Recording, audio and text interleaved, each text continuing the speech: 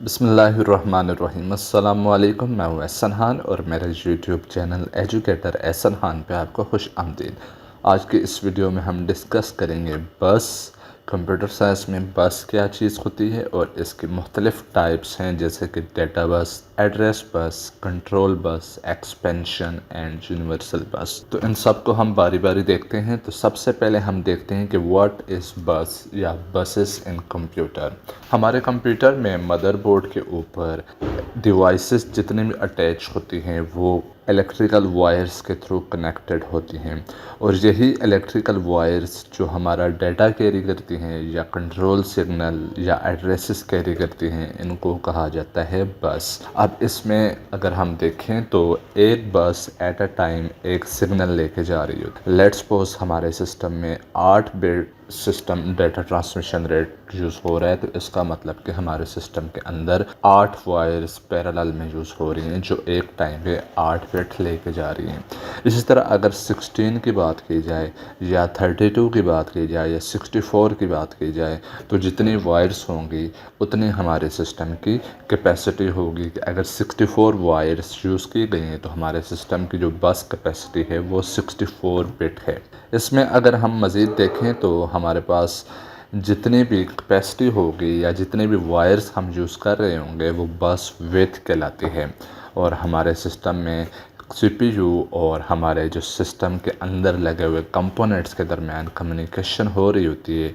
जितनी अच्छी सीपीयू जितनी अच्छी बस विड्थ होगी उतनी ज़्यादा फास्ट कम्युनिकेशन हो पाएगी। अब टाइप ऑफ बसेस की अगर बात की जाए तो सबसे पहले हम बात करते हैं कि हमारे पास डिफरेंट कैटेगरीज हैं। जो सबसे बेसिक कैटेगरी यहाँ पे मैं डिस्कस करने लगा हूँ, डेटा बस। डेटा बस हमारे सिस्टम में यूज़ होती है डेटा कैरी करने के लिए, कि एक कंपोनेंट से दूसरे कंपोनेंट तक या मेमोरी से सीपीयू तक या सीपीयू से मेमोरी तक जितना भी डेटा ट्रांसमिट हो रहा होता है, सेंड या रिसीव हो रहा होता है, वो डेटा बस के थ्रू ही हो रहा होता है। और इसमें मुख्तलिफ़ किस्म के डेटा रेट पाए जाते हैं। जैसे कि अगर हम पुराने सिस्टम की बात करें तो वहाँ पे 8 bit, 16 bit, 32 bit system use होते थे, लेकिन आजकल नॉर्मली हम जो पर्सनल कंप्यूटर यूज़ करते हैं वो 64 बिट होता। अगर हम बात करें कि डेटा किस डायरेक्शन में मूव करेगा, तो हमारे पास जो डेटा बस होती है इसमें डेटा बाई डायरेक्शनल होता है। जैसा कि हमारा सीपीयू हमारी मेमोरी में से डेटा फैच करता है, उसको एग्जीक्यूट करता है और दोबारा मेमोरी को डेटा ट्रांसमिट करता है। तो इस तरह दोनों डायरेक्शंस में डेटा मूव कर रहा होता है, तो इसको कहा जाता है बाई डायरेक्शनल। इस तरह अगर हम बात करें कि डेटा रीड करने के लिए और डेटा राइट करने के लिए दोनों साइड से डेटा इन एंड आउट हो रहा होता है। अब डिवाइसेस की अगर बात करें तो डिफरेंट कैटेगरीज के डिवाइसेस हैं जो हमारे सिस्टम में यूज़ हो रही होती है, जिनमें से डेटा सीपीयू को जा रहा होता है। जैसे कि हम बात करें कीबोर्ड की, तो कीबोर्ड में हम यूनि डायरेक्शनल कम्युनिकेशन कर रहे होते हैं कि सिर्फ डेटा हम सेंड कर रहे होते हैं कीबोर्ड से सीपीयू की तरफ। लेकिन अगर हम बात करें मेमोरी की, तो मेमोरी से डेटा सीपीयू को सेंड भी हो रहा होता है और रिसीव भी हो रहा होता है। तो यहाँ पे बाई डायरेक्शनल कम्युनिकेशन होगी। और अगर माउस की बात करें तो यूनि डायरेक्शनल कम्युनिकेशन होगी, क्योंकि हम माउस से सिर्फ डेटा सेंड करते हैं, सीपीयू को रिसीव नहीं करते। उसके बाद सेकंड कैटेगरी है एड्रेस बस की। तो एड्रेस बस हमारे सिस्टम में यूज़ होती है एड्रेसेस को कैरी करने के लिए, कि मैनी कंपोनेंट हमारे सिस्टम के अंदर कनेक्टेड होते हैं बस के थ्रू, और हर एक को एक यूनिक आईडी प्रोवाइड की गई होती है जिसके ज़रिए हम उनको आइडेंटिफाई करते हैं।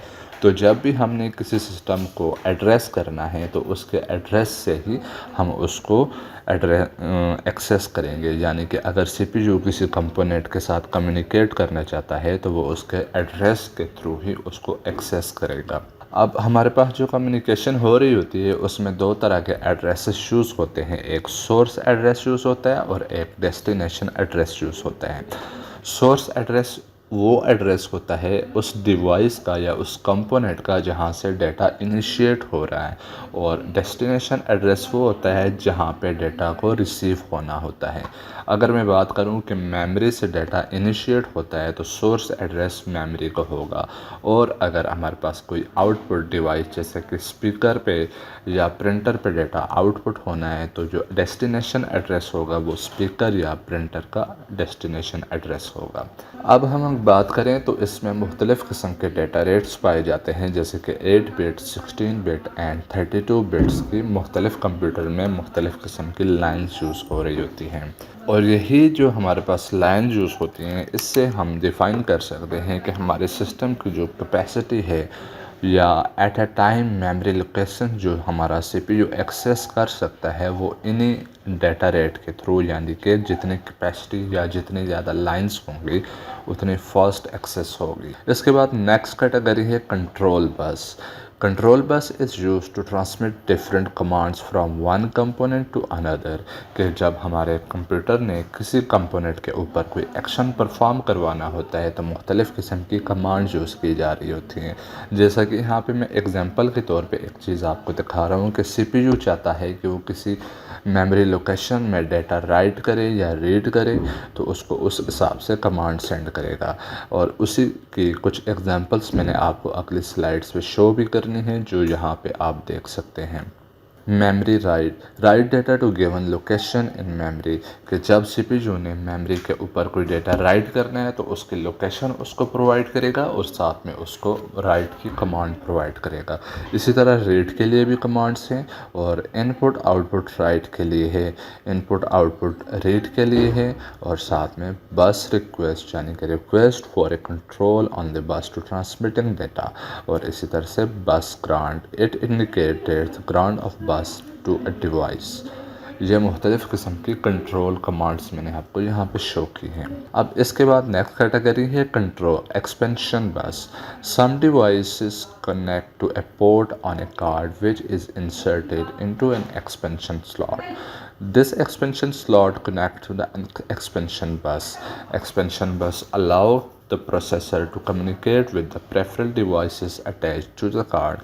इसकी मैं अगर आपको एग्जांपल दूँ तो हमारे सिस्टम के ऊपर मुख्तलिफ़ किस्म की पोर्ट्स होती हैं जहाँ पे हम डायरेक्टली कुछ डिवाइसेस कनेक्ट कर सकते हैं। तो ये जो कनेक्शन हो रहा होता है वो एक्सपेंशन बस के थ्रू हो रहा होता है, और डिफरेंट टाइप्स हैं एक्सपेंशन बस में जो कि हम अगली स्लाइड्स में देखते हैं, जिससे आपको ये चीज़ मज़ीद क्लियर हो जाएगी।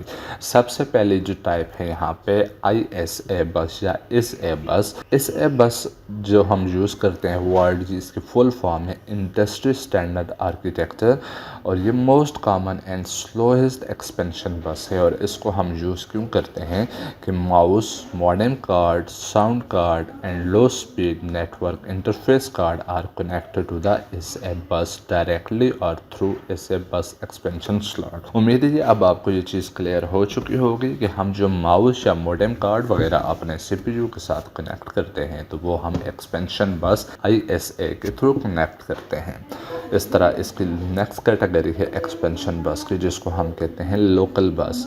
ये हाई स्पीड एक्सपेंशन बस है और इसमें हम अपने डिवाइसेस जैसे कि हार्ड डिस्क को कनेक्ट कर सकते हैं, और इसमें VESA local bus is the first standard local bus और it is used for the video card. Current local bus standard is PCI bus, peripheral component interconnect, or more versatile than the VISA.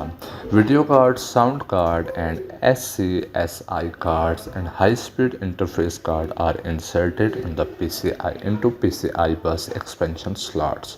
और इसमें next category जो expansion बस की यहाँ पे मैं आपको शो करने लगा हूँ AGP bus, accelerated graphic port. AGP की फुल फॉर्म है, और इसमें हम देखें तो designed by the Intel to improve the speed of 3D graphics and video transmit, provides faster dedicated interface between video card and memory। और finally हम बात करते हैं USB के यूनिवर्सल सीरियल बस, जो कि हमारे सिस्टम में डायरेक्टली प्लग एंड प्ले की सूरत में यूज़ होती है। और इसमें हम मुख्तलिफ़ किस्म के डिवाइसेस अटैच कर सकते हैं, जैसे कि USB स्टोरेज या USB के थ्रू हम मुख्तलिफ़ पेरिफेरल डिवाइसेस भी कनेक्ट कर सकते हैं। और फाइनली अगर बात की जाए PC कार्ड बस की, तो design for the PC card transmits data between PC card बस एंड PCI बस। उम्मीद करता हूँ ये वीडियो आपको पसंद आई हो। अगर आपको कोई क्यूरी फील होती है तो कमेंट ज़रूर कीजिएगा। वीडियो पसंद आई है तो लाइक करें और चैनल को सब्सक्राइब करें। Thank you for watching. अल्लाह हाफिज़।